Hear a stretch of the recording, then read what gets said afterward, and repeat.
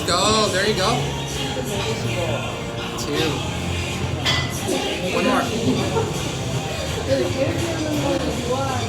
Thank you.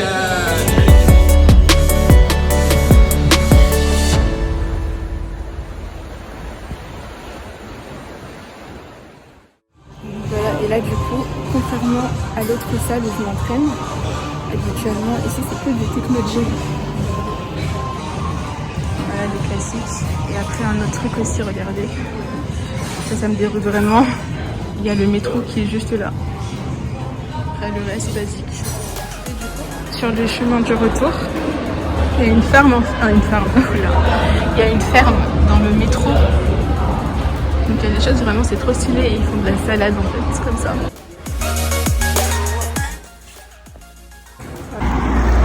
Ok, donc là je vous prends un peu avec moi. J'espère que vous m'entendez bien.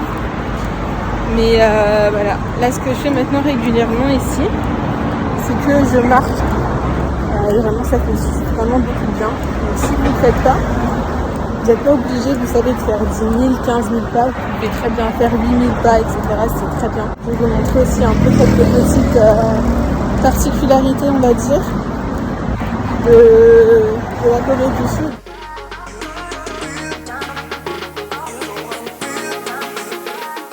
Les grandes allées, souvent, elles vont ressembler un peu aux allées américaines. Vraiment, ça fait penser aux États-Unis. Avec les fils, là, on ne les voit pas très bien de nuit. Mais là, vous voyez, en fait, on a des fils. Les câbles de courant, enfin les câbles électriques. Et après, ce qui est aussi différent, et ce qui va peut-être vous surprendre si vous venez ici, c'est que les bâtiments, en fait, sont vraiment optimisés. Vous voyez, il y a le Sushi Box là en bas. En haut, il y a un autre magasin. En haut, encore un autre. Et en haut, encore d'autres. Donc ça qui est un peu, ça qui est assez drôle. Par contre, c'est vraiment un plaisir de pouvoir marcher comme ça dans la rue et de ne pas se soucier d'avoir des crottes de chiens ou des trucs partout par terre. C'est vraiment propre. Hello, hello. Alors, j'espère que vous allez bien. Alors moi, je m'appelle Déborah, donc j'ai 22 ans. Ça fait trop bizarre, on dirait que je suis en train de faire un entretien. Bref, donc j'ai 22 ans et là je vais sur ma dernière année d'études, donc ma deuxième année de master en finance. Et donc là actuellement je suis à Séoul pour un échange universitaire. Quand on est à l'université ou en école, on peut parfois avoir en fait des échanges à faire à l'étranger. Et donc voilà, j'ai fini ici en Corée du Sud, à Séoul. À côté de ça, de mes études, ça va faire maintenant, si on enlève le Covid, ça va faire 5 ans que je m'entraîne, donc en salle de musculation. Ça va faire 5 ans, et sérieusement, on va dire, ça va faire 3 ans. Ouais, 3 ans que je m'entraîne sérieusement, mais sans forcément en fait avoir le suivi côté diète. Donc quand je dis sérieusement, c'est plutôt l'entraînement. Je fais des programmes sur une durée assez longue. Essayer vraiment de progresser, etc. sur le long terme. Mais niveau diète, c'était pas très traqué, on va dire. C'était pas très contrôlé. Et donc là, maintenant, l'une des raisons pour lesquelles je fais cette chaîne, c'est que j'aimerais concourir, en fait. J'aimerais tout simplement participer à ma première compétition de musculation. Donc l'année prochaine. Là, on est en...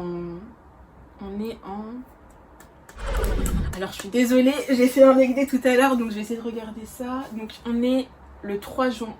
Ouais, on est le 3 juin. Et donc, j'aimerais, moi, pouvoir concourir d'ici la fin de l'année prochaine. Pourquoi est-ce que je veux concourir dans autant de temps? Parce que, en fait, simplement, je veux concourir dans la division, dans la catégorie wellness. Alors, pour ceux qui ne savent pas, en bodybuilding, côté femmes, il y a 4 catégories. Il y a les bikinis, donc je pense que c'est la catégorie qui est un peu la plus connue. Ensuite, on a les figures, on a les bodybuilding et on a aussi les fitness. Et pour terminer, on a les wellness. Et donc moi, je veux concourir en wellness. Mais il faut savoir que les wellness, en fait, elles ont énormément de volume sur le bas du corps. Alors moi, du fait de mes origines, etc., de ma morphologie, j'ai, on va dire, une bonne chaîne postérieure, mais j'ai beaucoup de retard en fait à rattraper sur mes quadriceps par exemple, sur mes épaules aussi, pour vraiment en fait avoir cette shape qui soit en X, mais avec une dissymétrie, oula, bref, avec une asymétrie. En fait avec le bas du corps. Donc en fait ce qu'on veut en wellness, c'est avoir un bas du corps qui soit vraiment beaucoup plus dominant que le haut du corps.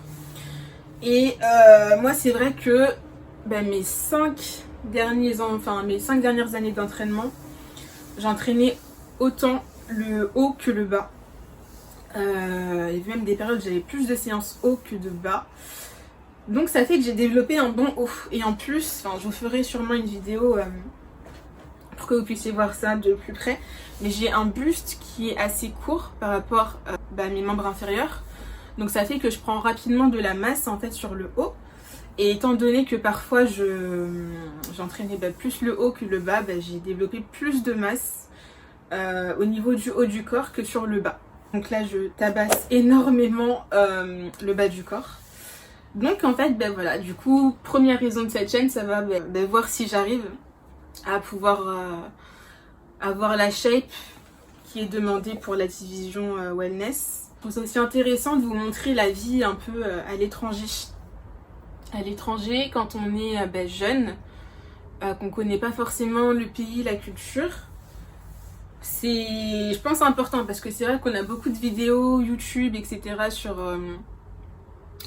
les 5 faits insolites, etc. sur un pays, découvrez ceci, nanana, mais on n'a pas en fait vraiment cette immersion dans le quotidien, etc.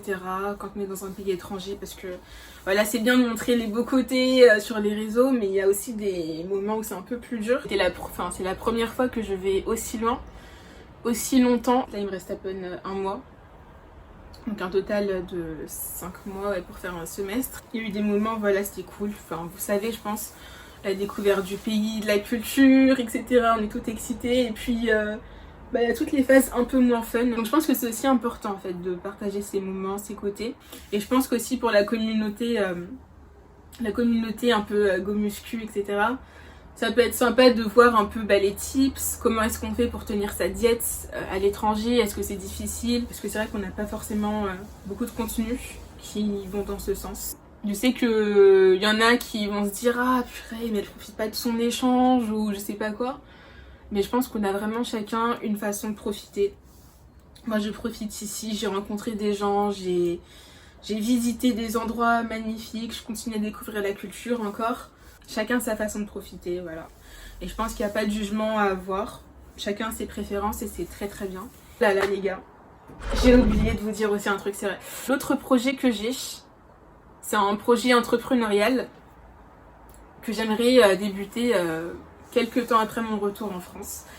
Donc j'ai aussi envie de vous partager ça pour que vous puissiez voir comment est-ce qu'on crée, on va dire, un business. Je sais même pas si ça va fonctionner ou pas, mais vous pourrez au moins voir les étapes et je pense que c'est enrichissant, voilà, pour ceux qui peut-être sont intéressés par l'entrepreneuriat, qui ont une idée derrière la tête mais qui savent pas forcément par où commencer. Ça peut être intéressant de voir moi comment je fais, peut-être que ça pourra vous donner des idées. Et on verra en fait si mon idée fonctionne et de toute façon vous verrez ça. Mais c'est un projet qui me tient vraiment vraiment à cœur. Et c'est d'ailleurs sur ça là que je vais bosser juste après de finir cette vidéo. Je vais vous laisser là les amis et je vous referai de toute façon une vidéo je pense très bientôt. Je sais pas encore ce que ce sera, peut-être une physique update avec un petit vlog ici. Vous voyez un peu la ville de Séoul commencer. Aussi pourquoi pas un petit vlog, une journée type en échange. Comment est-ce que je m'organise, est-ce que c'est pas trop compliqué? Et n'hésitez pas à me dire dans les commentaires ce qui vous intéresserait aussi de voir. Je vous dis à très vite et n'oubliez pas de vous abonner si cette première vidéo vous a plu, de commenter et de partager la chaîne. Je reprends très vite fait, donc juste pour vous montrer là ce que je prends pour mon snack. Donc en gros je vais faire juste un toast en fait avec du pain de mie complet et de la mozzarella. Donc là en fait l'idée avec ce snack c'est d'avoir un peu plus de lipides parce que mon plat, en fait, mon post-workout, c'était du riz avec du tofu et des légumes. Une tranche de pain de mie comme ça. Et ensuite, je vais prendre 20 grammes, 30 grammes de mozzarella que vous voyez ici, là.